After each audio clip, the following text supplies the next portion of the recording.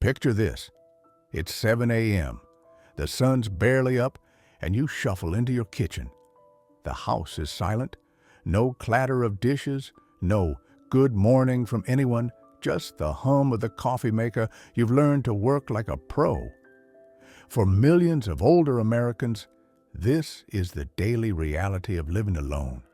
And let me tell you, it's not what the movies make it out to be. Hi, I'm Brian, and today we're peeling back the curtain on something nobody talks about. The raw, unfiltered truth of going solo as a senior. See, we're sold this idea that aging is all bingo nights and grandkids, but what happens when the house empties out and it's just you? It's not always lonely, but it's not always easy either. It's a wild mix of freedom, quiet, and a few curveballs you never saw coming. Here's the deal. By 2030, 1 in 5 Americans over 65 will be living alone. Some by choice, some by chance. And while the world's busy posting selfies and family dinners on X, there's a whole side to this story that stays off the feed. That's why you're here. Over the next 15 minutes, I'm spilling 7 things they don't tell you about living alone as an older person. Think loneliness versus solitude, the thrill of fixing your own sink, and even rediscovering that old guitar in the closet. Plus, I've got a story about Margaret, a 78-year-old from Ohio who turned soul-crushing silence into a life she loves. So grab your coffee, settle in, and let's dive into the real talk. Because growing older alone, it's a journey worth understanding. Things they don't tell you about living alone as an older person. 1. The reality of solo living. All right, let's start with the basics. What does living alone as an older person actually feel like? Imagine this. You wake up and it's just you and the clock ticking. No one's asking what's for breakfast. No one's hogging the remote. At first, it's kind of nice, right? You got the whole place to yourself. But then you cook a big pot of chili and it hits you. There's no one to share it with. You're eating leftovers for a week, and suddenly that quiet feels heavier than you expected. That's the reality of solo living. It's not all sad violin music, but it's not a sitcom either. It's this weird dance between I can do whatever I want and, I guess it's just me again. Take my Uncle Ray. He's 72, lives alone in Texas. He told me once, I love not having to argue over the thermostat, but man, I miss someone complaining about my snoring. It's funny, but it's true.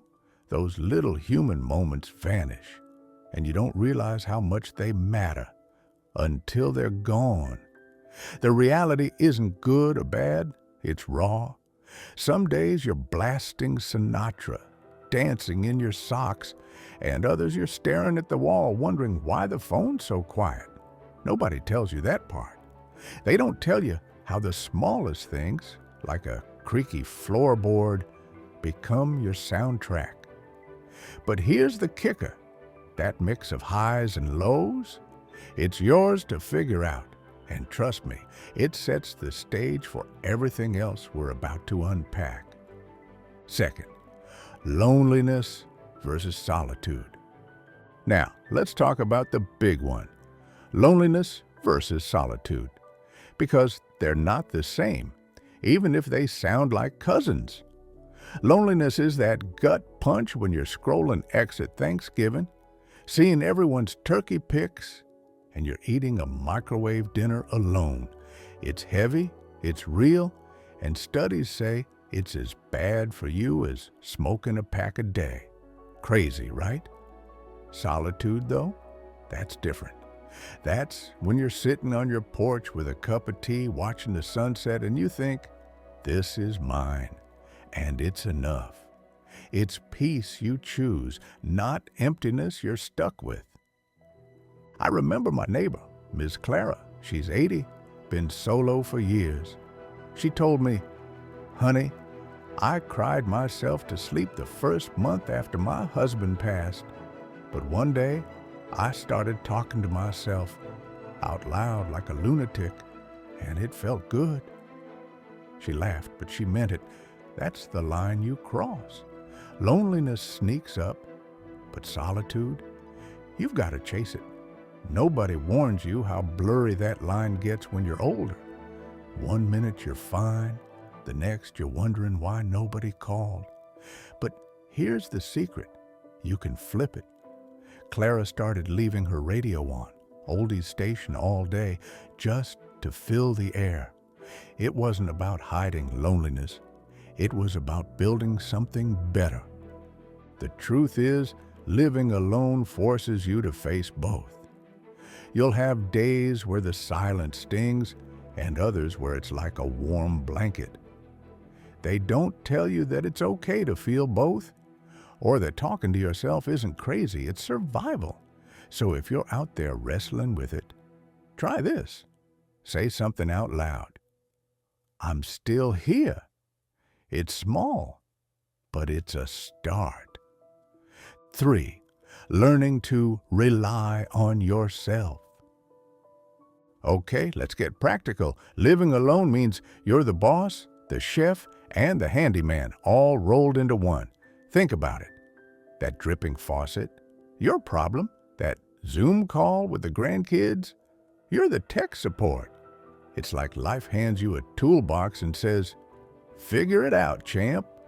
And yeah, it's intimidating, especially when you're 70 and suddenly Googling how to unclog a drain. But here's the flip side. When you fix it, you feel like a superhero. I'll never forget my Aunt Linda. She's 68, lives alone in Florida. Last year, her AC broke during a heat wave.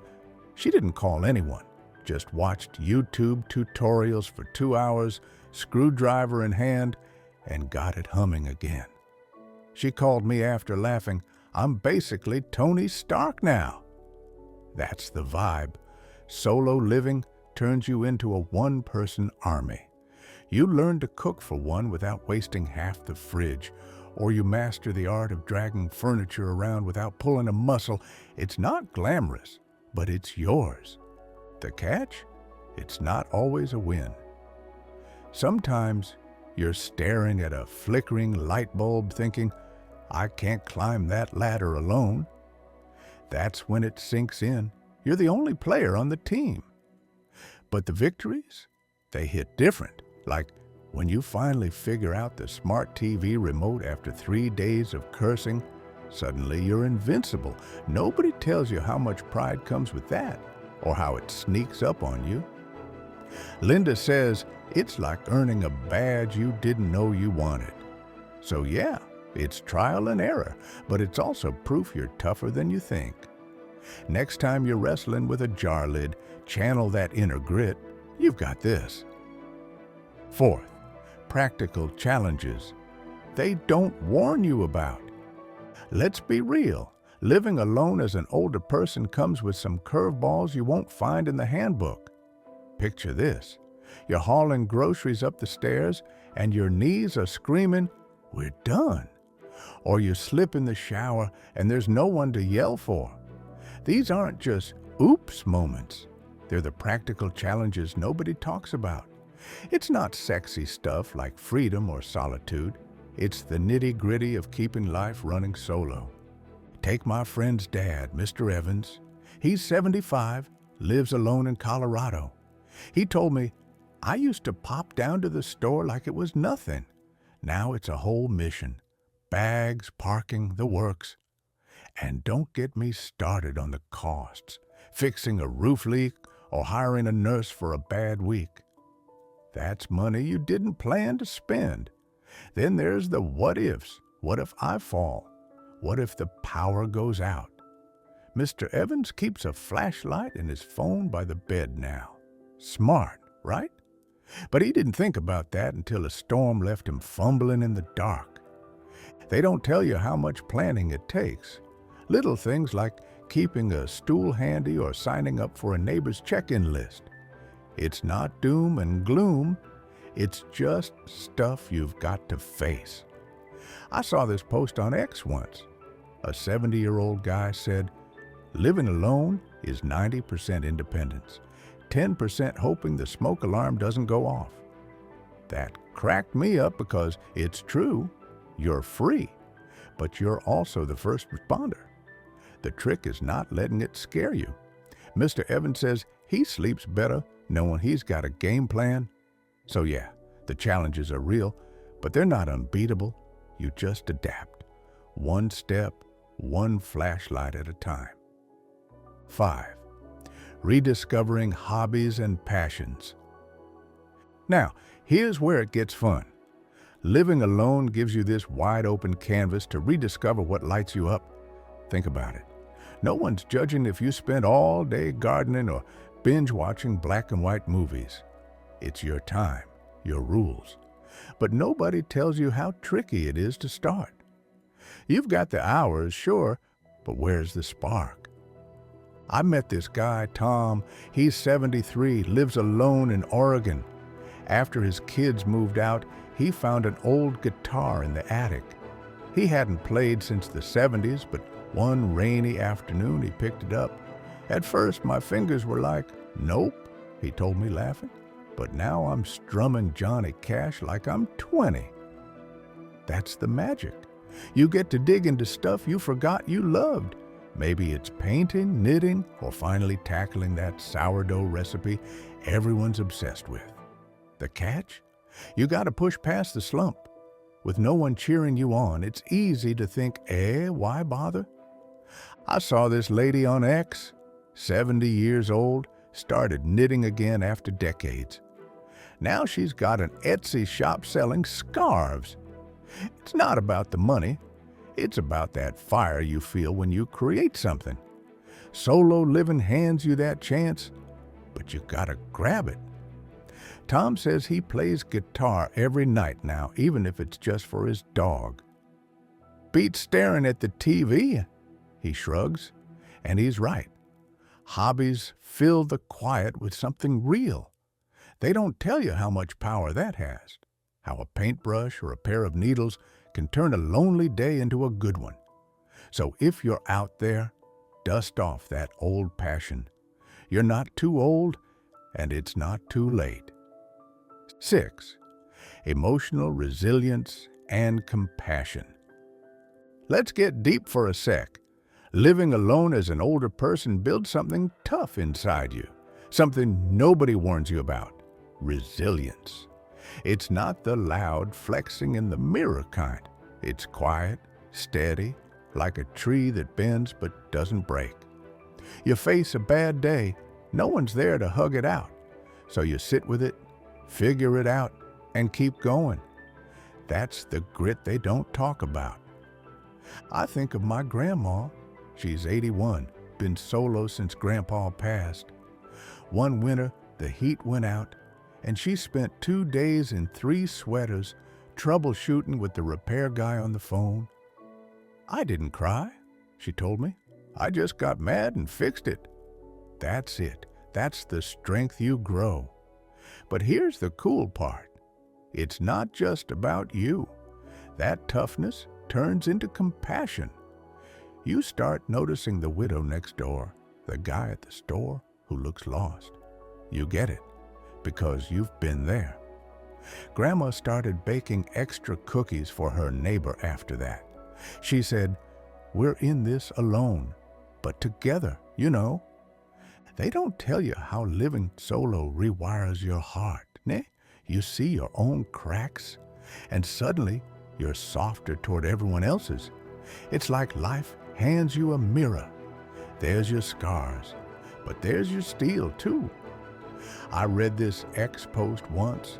Some 65-year-old wrote, "Living alone taught me I'm my own hero, but I still wave at strangers." That's the balance. Tough and tender. And it's what carried Margaret, who we'll meet next, through her roughest days. Resilience isn't just surviving, it's growing. So if you're out there, feeling the weight, know this: you're building something strong, and it's beautiful. 7. Embracing absolute freedom. Okay, let's end on a high note. Absolute freedom. Living alone as an older person, you're the king or queen of your castle, no questions asked. Want cereal for dinner? Go for it. Feel like watching reruns at 2 a.m.? Remote's yours. I'm talking total control. Rearrange the couch just because. Crank the AC to Arctic levels, whatever vibe you're feeling. Nobody tells you how wild that feels when you're used to compromising. My buddy's mom, Sue, she's 69, lives alone in Arizona. She told me, "I painted my kitchen lime green last month. No one to stop me." She laughed, but it's real. That's the perk. You call the shots. No schedules, no negotiations. But here's the flip side. Freedom can feel aimless if you don't give it a point.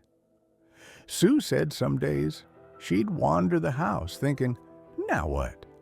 It's like being handed a blank check. You've got to decide what to spend it on. She started hiking trails near her place just to fill the days with something. Turns out, I like cactus more than people, she joked. They don't tell you how freedom's a double-edged sword. Thrilling, but it needs direction. You're the boss, sure, but you're also the janitor, the cook, the everything. Sue says she vacuums more now than ever. Royalty's got chores. And it's true. The trick is pairing that liberty with purpose, like picking up a hobby or calling a friend. When it clicks, though, it's golden. You're not just free, you're alive. So if you're solo out there, lean into it. Eat that weird midnight snack. Paint the walls. It's your kingdom, rule it your way. Let me tell you about Margaret. She's 78, from Ohio, and her story's a game changer. After her husband passed 5 years ago, she moved into a little apartment alone. At first, it was brutal. She'd sit by the window, coffee going cold, missing his laugh so bad it hurt. The silence was like a brick wall, she told me. Holidays were the worst. She'd scroll X, see everyone's happy families, and feel like she'd been left behind. I thought, is this it? Just me in the dust? But then something shifted. One day, she saw a flyer for a book club, nothing fancy, just some folks at the library. She didn't even like the book, but she went anyway. The chatter, the coffee, the little arguments over plot twists, it woke her up. She started hosting game nights at her place. Scrabble was her jam. I'd lose on purpose just to keep 'em coming back, she grinned. Slowly, the apartment stopped feeling like a cage. Days alone became her time.